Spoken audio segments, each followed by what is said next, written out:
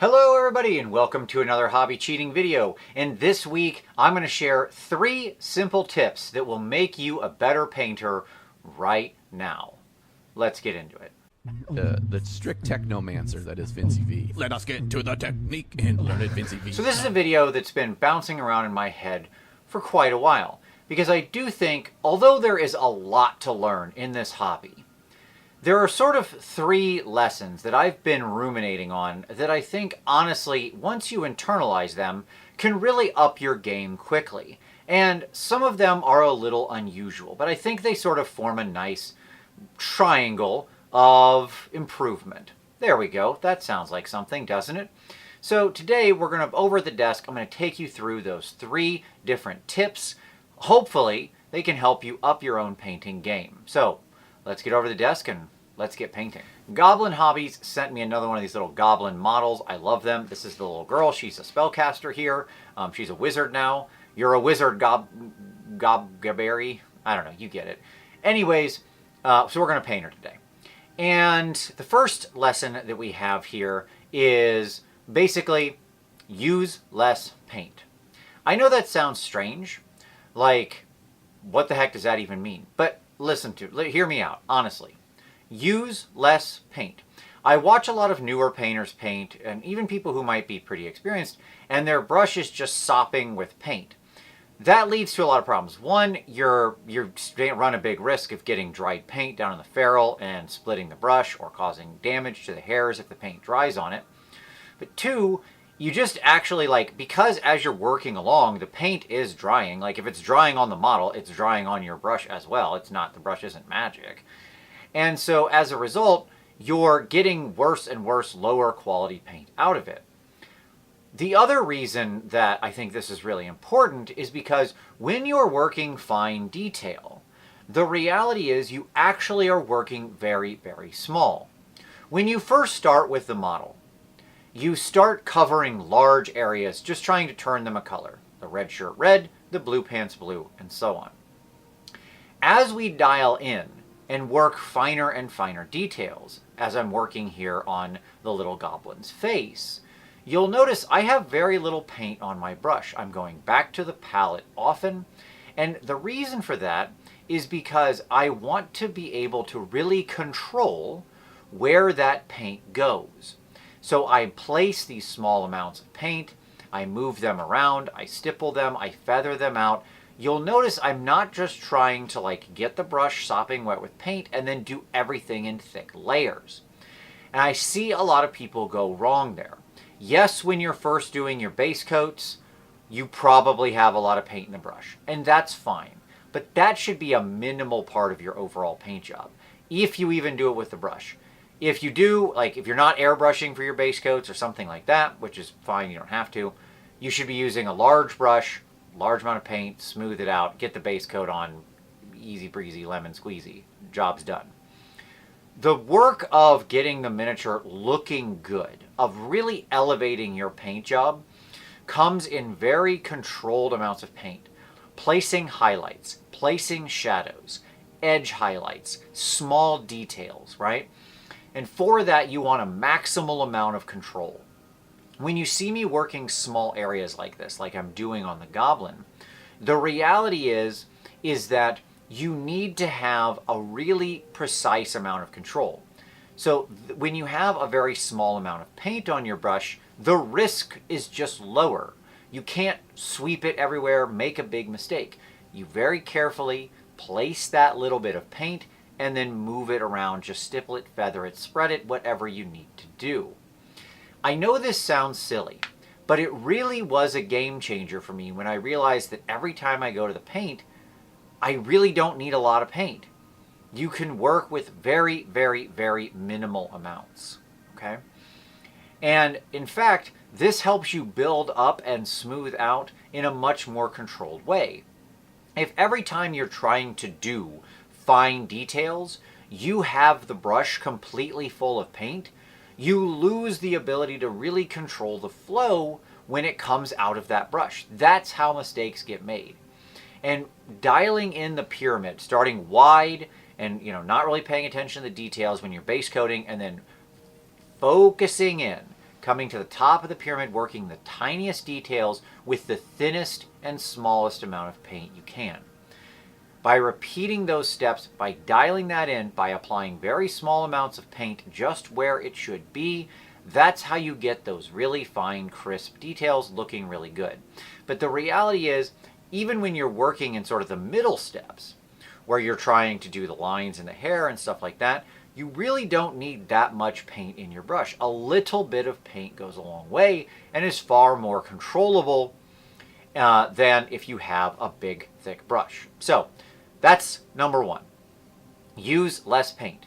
Your brushes will last longer, they will split less, they will get damaged less, they will be easier to care for, and your paint job will be better, more controlled, and more precise in the colors you're trying to affect.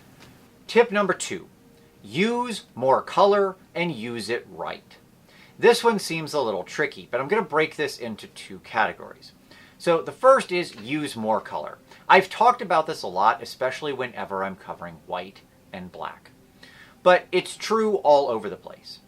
When you're working with your tones, using more colors is generally better. The color wheel, that is to say things that are hues, not white, not black, not really neutral browns and grays, create visual interest. Okay? So anytime you can integrate more of them into your paint job, as you see me doing here, again, continuing to work with the goblin by now sweeping in some reds and stuff like that, as well as what you're going to see me do later on with the outfit. The reality is that by working in those additional colors, by using things that have tones in them, you create a lot more visual interest. So when you're working a highlight, don't just use white. White is boring, it's dead, it's flat. Use something that has some yellow in there. Could be a pastel, could be an ice yellow. Maybe it's a very rich yellow, depending on the color tone you're going for. As you saw when I was working the skin earlier, I was using a lot of yellow in the highlight. I did not take it up to white. The same thing is true on the clothing here, where I'm not using, something like white to highlight this. In fact, I'm using a bit of basically a sunny skin tone equivalent, like a flesh tone on the robe, dress, I don't know, outfit, whatever, it doesn't matter. The point is that I'm using something that has a little more orange, a little more yellow, a little more life in general. Colors create visual interest. And the more you can hide in there, the more you can integrate. So instead of just using black for your shadows, bring in a complementary color, or bring in something like a Payne's Gray that has some blue in it, or a very dark purple, or mix a chromatic black. All of those things are going to do you a lot more. It's going to create a lot more vibrant paint job. It's going to create something that's a lot more visually interesting, and it will really elevate what you're doing without much work. Even if you're working a very simple project, say like a big army, you can do this. When you're working on something red, bring in some really potent orange as the highlight, as you saw I do with my poppin' red for my Skaven, right? With my Skaven, I have those orange integrated at the highest highlights. When you're, working with something that's like blue toned, you can bring purple very heavily into the shadows. It will feel very natural. When you're working reds, you can use a dark green as the shadow mixed in. That's going to feel very natural.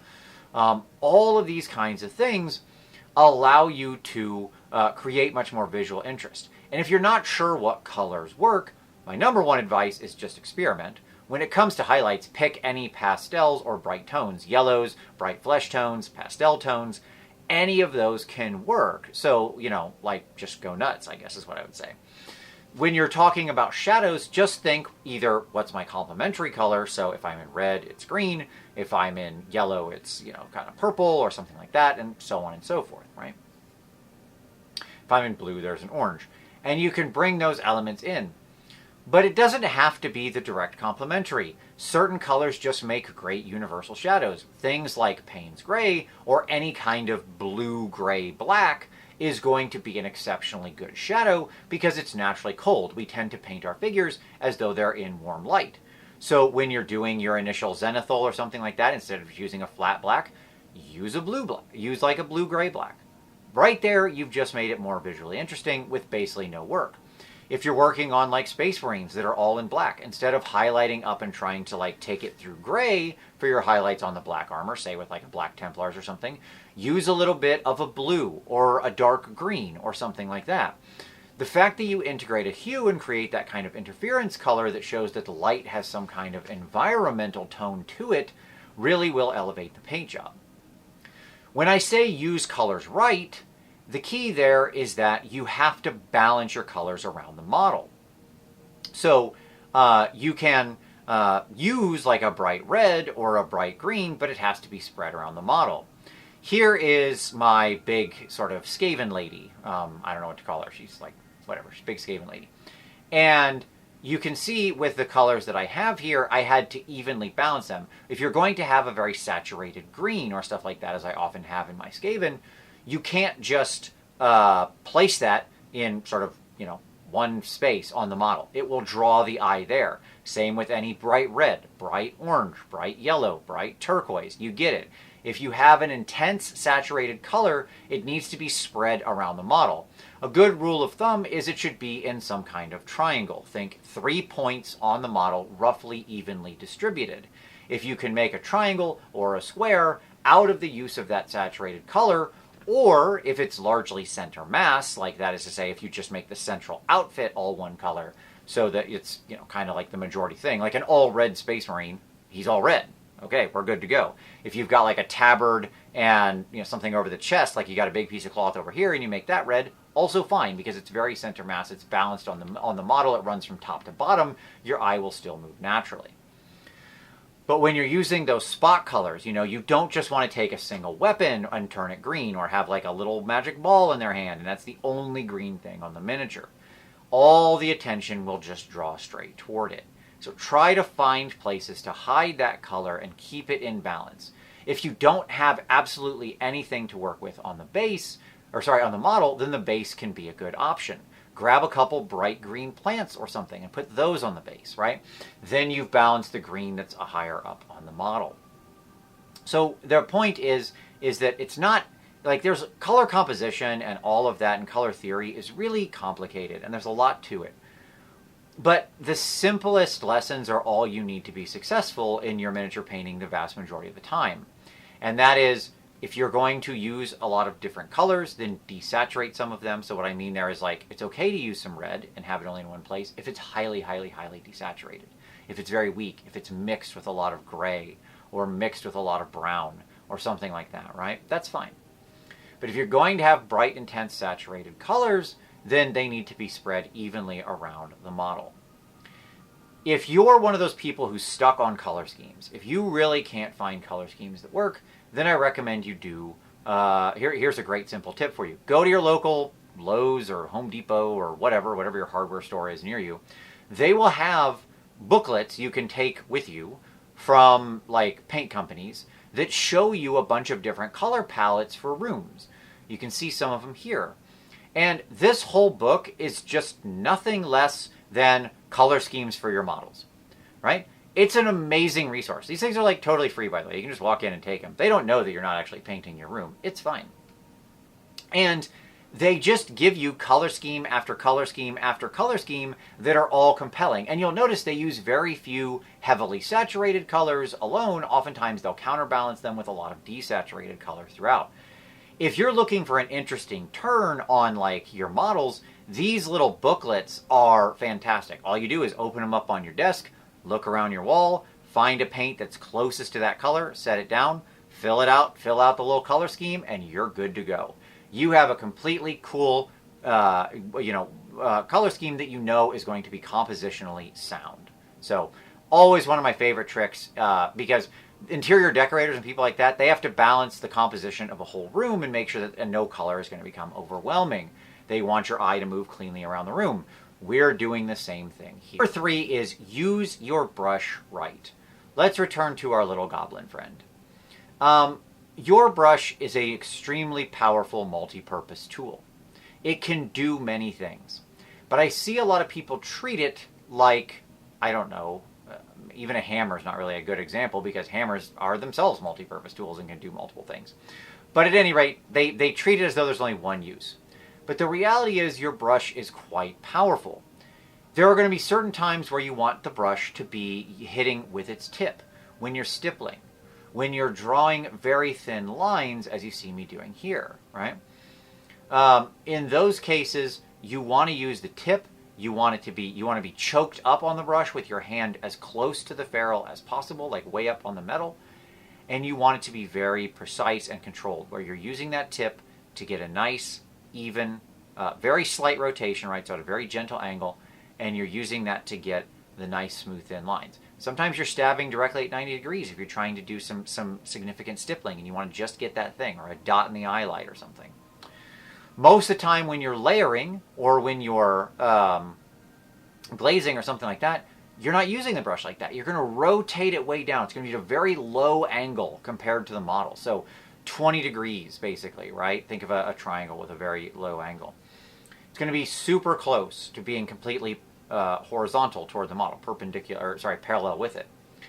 And in that case, when you turn it sideways like that, you increase the surface area of contact. Again, it will help protect the tip of the brush. It will mean that over time you cause less damage to your nice brushes, but it will also allow you to spread paint more widely. Think of a boat in the ocean, right? Speedboats are really sharp and thin, and they ride way high up on the water, and they leave a big wake behind them because they're cutting the water very fast, right? So they're leaving this big wake, and they're cutting very thin. That's what happens if your brush is moving like just with the tip, right? You're going to leave these paint streaks, these marks, these brush strokes. That can be very valuable if you're trying to do the hair, but it's not great when you're trying to do a smooth blend on a big cloak or robe or something. So rotate your brush down, work at that lower angle. That's how you get those smooth glazes, those smooth layers, because you're not chopping it up. You're more like a big flat pontoon boat or something, right? Or a barge, where you're just like a big flat even surface that's spreading it over. Think of like how a knife spreads butter across toast, right? When you're working like that, there you're gonna get rid of the problem of having brush strokes or things like that and create much smoother transitions.